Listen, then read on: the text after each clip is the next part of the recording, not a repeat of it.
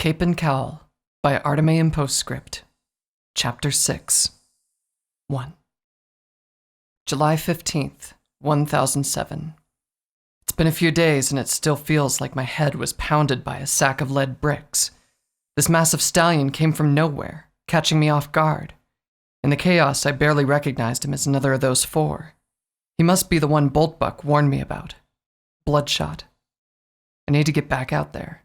I need to bring this beastly stallion down now. I'd need to do that even if he wasn't a target of mine.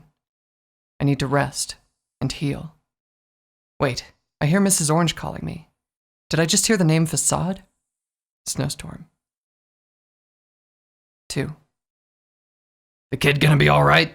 Flyntt asked, leaning up against the large house which Pelleas had just walked out of. On their way to take the mare-do-well home for the rest she deserved, the cadet had told his superior everything. That had been hours ago, and Flyntt still couldn't wrap his head around it all. She was just a kid for Luna's sake. She's eager to get out there again, but her mother isn't having any of it. Thank you for letting me use the flare, sir. She'd be dead by now if we hadn't. He shuddered. I hear he once brought down an entire squadron of the guards by himself. Is that true? Pelleas asked, not quite believing it. Unfortunately, the lieutenant confirmed, trying to forget that long-ago night. She's made of some pretty stern stuff if she can go toe-to-toe with him. Right now, all we can do is hope she makes a full recovery, Pelleas remarked. Well, that and try to find some answers. Boltbuck, that guy that was attacked a week ago? I know for a fact he's got info regarding the Red Hoof. Info the captain's been after for years. If we can get that information, he might just stop asking questions about the mare-do-well, at least for a while. Flyntt gave his darker chuckle, the one that always sent a shiver down Pelleas' spine. It meant he had an idea. Uh-oh, Pelleas said, trying not to grin.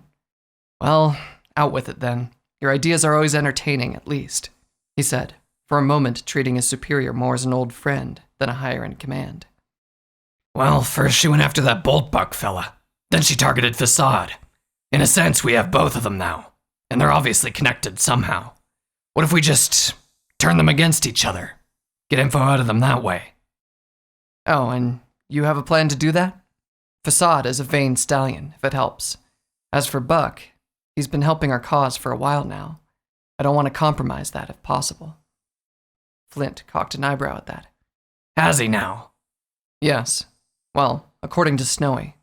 Says he's been providing information on the others. Though right now he's in a pretty sensitive position. I'm not sure why the Red Hoof hasn't had him killed yet. He surely knows he's been ratting on him by now. And invoke the supposed wrath of the mare-do-well? He's smart, Pell. He won't do anything with a wild card on the table. But how long she remains a wild card is to be seen. He'll get the one-up on her eventually. He always does. That's the problem. She's stubborn as hell, and I still think she thinks she's invincible. She probably saw Bloodshot as a one-off, a freak. But he's not the only pony in the city that's strong. And he's not the strongest either, Pelleas said darkly. I was hoping she'd at least learn to be careful from all this, but she's already ranting to go out and fight again. At this rate, the Red Hoof might still win, damn it. Are you kidding? She's just a kid with a hell of a one-up on most of the city. Of course she's cocky.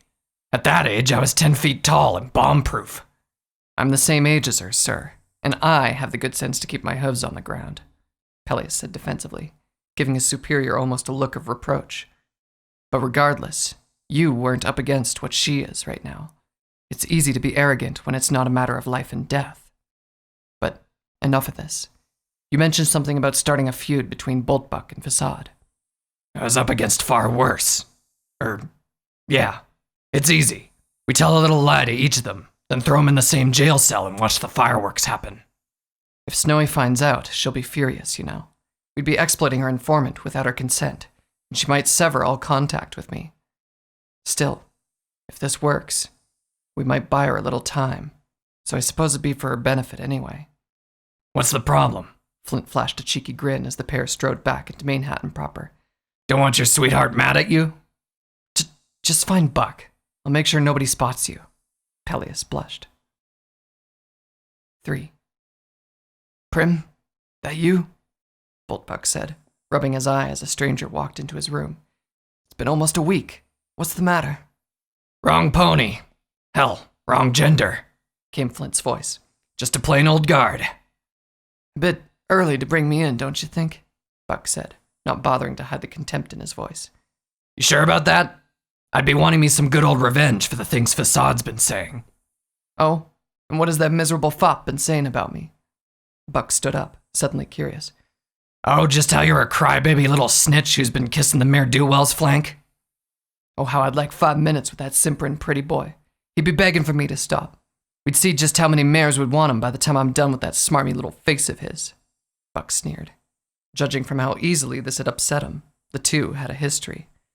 So you do know each other then? Pretty well, it looks like. We never got on. He always wanted to give the orders, even though he was the same rank as us. Never wanted to get his hooves dirty, the coward. He was lucky Bloodshot was too busy picking on old Roughhouser to notice, or he'd have torn him in half. Bloodshot hates being told what to do, especially by a nobody. Rank, huh? So you worked for the Red Hoof. You hadn't even managed to work that much out for yourself? Sheesh. Looks like I gotta spoon-feed you every bit of info I got. Great deductive reasoning, pal. Except the mare-do-well had guessed that much before she even threw the first punch. And it was one nasty punch. He shivered slightly, remembering it. By the goddess Aponia did it hurt. See, my problem is I need proof. You're just confirming my suspicions. Now then, I know exactly why the mare-do-well went after you and your little friend. What I want to know is, why did you lot go after them that night? Surely there's more of a reason than randomly picking on two innocent kids. Boltbuck's eyes narrowed, his frown growing tight. That's literally what happened. 2 kids were on our turf and we didn't like it. As far as I recall, we were doing something else entirely for the boss. Flint stared at the bedridden pony, one eyebrow arched. Funny how you call him boss. As far as my sources go, you and your little gang hadn't had contact with him ever since that night. So what happened? Killing a kid brings up too much heat so you turn tail? Unless they were the job. That piece of trash isn't above kidnapping. That much I know. So he wants some cheap labor, but you lot damaged the goods and that upsets him. Red Hoof doesn't like to be upset, does he? You think they aren't listening? They're everywhere. Hell, one of the nurses on this floor works for him. I tell you and I die. Besides, what's in it for me? After everything I've done, I'm still looking at 10 years minimum. And once I'm out, I'll be branded a child murderer for life. From where I'm sitting, I have nothing to lose from staying quiet and nothing to gain from talking. As far as I know, evidence of your inclusion is highly circumstantial. You might have been a kidnapped and brainwashed victim, no less responsible. But maybe a lesser sentence? You give me a sentence that doesn't make me look like I killed a kid and we'll talk. That, or get her in here. It's time she learned the truth. She has enough truth on her hooves. But we'll worry about that later. Right now I'm interested in Bloodshot. What about him? As far as I know, Red Hoof sprung him from the loony bin. That's so, Flint asked, glaring down at Boltbuck. He had almost been enjoying this little interrogation up until that moment. Yeah, that's so. Look, you say you nabbed Fassad? That pretty boy knows all about Bloodshot. They're like brothers. Well, Fassad likes to think so. You go break him, you got Bloodshot. Got it? Got it. Flint felt his back end jostle. An apologetic-looking nurse looked up at him, horrified, as he turned around to see what happened. I'm so sorry, sir. I wasn't watching where I was going. Late night shifts, you know? I'm like a zombie. No problem. My friend here was just leaving. Boltbuck shot him a look that indicated he wanted to speak with the nurse alone. After Flint left, Buck shifted about uncomfortably. What do you want? He asked curtly. The nurse blinked innocently. What do you mean? One ear was flicked back, listening to the guards leave. You heard any interesting news today? He asked, not quite willing to accuse her directly. Maybe, she uttered in a sing-song voice, sauntering over to the foot of his bed to check the clipboard hanging there. Oh dear, it seems you'll be having to stay here longer than anticipated, Mr. Buck, she said, giving the medical chart a mock reading. Oh? He asked, quietly reaching for the scalpel he had taken from a nearby room a few nights before, just in case. And why is that? I don't feel great, but I've walked off worse. Without giving an answer, she tipped his bed over, spilling him onto the floor. The scalpel slid across the linoleum floor, and she grinned tightly when she spotted it. The Red Hoof doesn't like little tattletales like you. Now, if you'll excuse me. She cleared her throat, began to scream, and bolted out of the room, yelling for help about a patient having a knife and trying to attack her. Clever girl, but not that clever. He smiled, dropping the weapon into the hole of the nearby sink. False alarm. I was just playing a prank on her. Pulled out a pen like I was gonna attack. Pretty stupid, I know, he said, picking up the fountain pen Snowstorm had luckily forgotten to take with her a few days ago. Boltbuck's assigned doctor sighed, trying to calm his beating heart. Son, if you keep trying to leave, you're just going to prolong your stay. Now see, you might have refractured that rib of yours. Bones don't heal overnight, you know. Yeah, I'm sorry, Doc. Could you do me a favor, though? I'd like a new nurse. That one keeps grabbing my ass. I'm pretty sure that's not the standard policy here. Boltbuck let out an uneasy laugh, hoping the lie would at least ensure she was no longer allowed anywhere near him. 4. Captain Leaf stood at the front of the city hall, surrounded by dozens of journalists, all desperate for answers regarding the recent escape of Bloodshot. Word spread like wildfire in this accursed city. He wiped his forehead and swallowed, knowing the direction the conversation was going to take. Captain Leaf, I'm with the Manhattan Express and would like to know what your official statement is regarding the breakout of a known psychotic with supposed ties to the Red Hoof, one asked. Is it true he's a cannibal? Another piped up. Please, Captain Leaf finally said over the indecipherable gibberish that was dozens of reporters talking all at once. This conference was supposed to be about the unveiling of a new guard headquarters, not some small-time criminal. Is it true that the stallion is Bloodshot the Butcher, the same pony that killed 5 guards before being brought down 3 years ago? A journalist named Big Scoop asked, causing the rest to become quiet. That night had become synonymous with the guard, a mask of shame that was never mentioned. Why don't you put on some armor and find out for yourself? Gilded Leaf snapped, suddenly uninterested in this verbal debacle. If they wanted to play dirty, so could he, and damn any public relations that followed. Sir, we have an emergency. A senior unicorn burst into the room. I'm sorry, but this press conference can wait. Still, the questions came like an unstoppable tsunami. Is this at all related to the murder 5 years ago? Are your guards even trying to protect us? Is it true that the mare-do-well is dead? The unicorn rushed to the podium. I'm sorry, but this conference is over. No more questions, he said, leaving the room with the captain not far behind. Sorry about that, sir. Just couldn't stand by and watch the vultures tear you apart in there, the unicorn said, lighting a cigarette and offering another to the captain. It was pointless anyway. They didn't want the truth, just any sensationalist nonsense they can stick on page 1. Still no sign of Bloodshot, by the way. Captain Leaf nodded. I figured as much. He stood up and turned to walk out of the room. Thanks for the bail. Now I've got to go figure out some kind of game plan. Good luck, sir. Hopefully we'll bring that bastard down without any casualties this time. 5. Mrs. Orange, can I see her?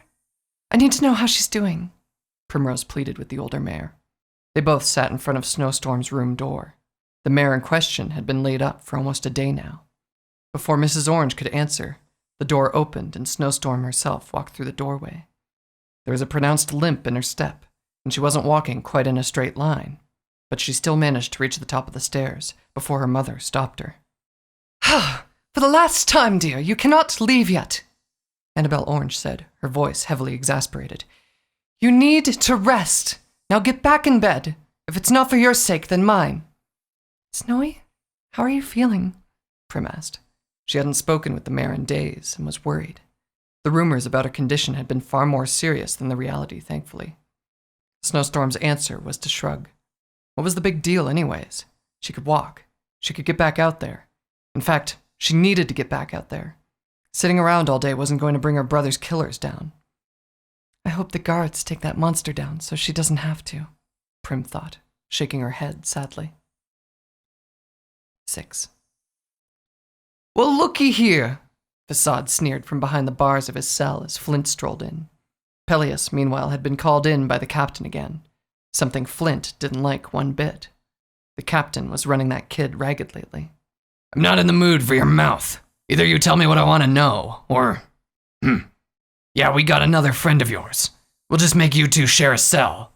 I hear he'd kill to catch up on old times with you in particular. Flint grinned nastily. Ain't got no friends, Chief, but what I got is money, and looks, and this city. When I buy my way out of here, you're gonna be gone, you hear me? I own you. I own your guard. I own Manhattan. Oh, really? Do you own him, too? Flint said, throwing Facade a newspaper clipping. It was a photograph of Boltbuck. I hear you two used to be close. Then you sold him out. Let him rot in the streets while you lived in the high life. The Red Hoof's been treating you with kitty boots, if you ask me. If Boltbuck finds you, you can say goodbye to that pretty face of yours, and that's a best-case scenario. But if you cooperate, we'll have you shipped to Griffin County. There's a maximum security prison out there we occasionally work with. Grim, unpleasant as hell, and you'd be surrounded by inmates that'd literally eat you for breakfast if they could. But she'd be in solitary confinement. Without a mirror, I'm afraid. Now tell me everything about the stallion you were with last night. Tell me about Bloodshot. Flint smirked. I don't know nothing about Bloodshot. He's just some big dumb muscle I hired a while back. Sorry, it's too late for that. He's far more than just big dumb muscle. Now if you tell me everything we need to know, you'll get a significant reduction in jail time. If not, well, you really want to risk your old buddy giving you a makeover? Because the mayors of Manhattan don't dig scars, Flint said, still smiling as he wondered how much else he could squeeze out of this vain idiot. You ain't gonna get nothing else out of me. I'm Facade, Red Hoof's #1 stallion. In a flash, the Fulake's expression darkened, his smile replaced by a serious, sinister countenance. Oh, believe me, kid, I know. And the boss ain't happy with you one bit. Says he'll string you up if he sees your, what did he say? Girly little face again. And I bet you're thinking it's a bluff. He ain't one of the Red Hoof's guys. Well, things change. You've been gone a long time, kiddo. The boss has a new favorite, and she's a hell of a lot smarter than you ever were. You're dead white, and he's just looking for an excuse to cut you loose. He'd never cut me loose like that. He ain't like that. A note of panic and doubt began to rise up in Facade's voice. See, he used to like you, kid. Saw a little of himself in you, you see. But then he heard about how you were going around saying you own this city. And he didn't like that, Facade. He didn't like that one bit. I was just kidding, playing around, taking heat off the boss. Yeah, if they think I ran the place, they wouldn't go after him, right? He says that I gotta make sure he doesn't see your face again. So either you tell me everything and I go send you off to play with the catbirds a few thousand miles away, or I leave you and Boltbuck to play together for a while. I wonder if he'll torture you first, or just break your neck. You're bluffing. You don't even know where he is. All right, I'm gonna be nice here and just ask you one thing. Weaknesses. You tell me what his weaknesses are, and you'll be safe and far away in a fortnight. Facade began chuckling to himself as the situation struck him. I get it. You have no idea where he is, do you? You'll never find him. I got hideouts all around this city. At last, Flint snapped. He opened the jail door and sent a strong blow into Facade's handsome features. See, if I were just a guard, I'd never resort to this. They're above this sort of thing. But me? Well, either you start giving me answers, or I won't stop until even your own mother wouldn't love you. I'm tired of playing nice. He pinned the frightened stallion to the wall of his cell, his eyes burning straight through Facade's terrified gaze. Talk! Facade threw his head back, snorting deeply, and spat in Flint's face, laughing. Or what? You ain't got the balls to harm me. Flint smiled sadistically, grabbing the stallion by the crook of his foreleg and dragging him out of his cell. You're right. Let's go meet someone who does. Dear? Mrs. Orange's voice called from behind the closed door. Somehow that dam had managed to wrestle Snowstorm back into bed. You have 2 visitors. Would you like them to come in? One says he knows you. His name is Flint Qua. He's with a pony he says you'll want to see. I believe his name is Facade. Her ear twitched at the name Facade. She closed her journal, scribbled down a quick note, and walked over to the door.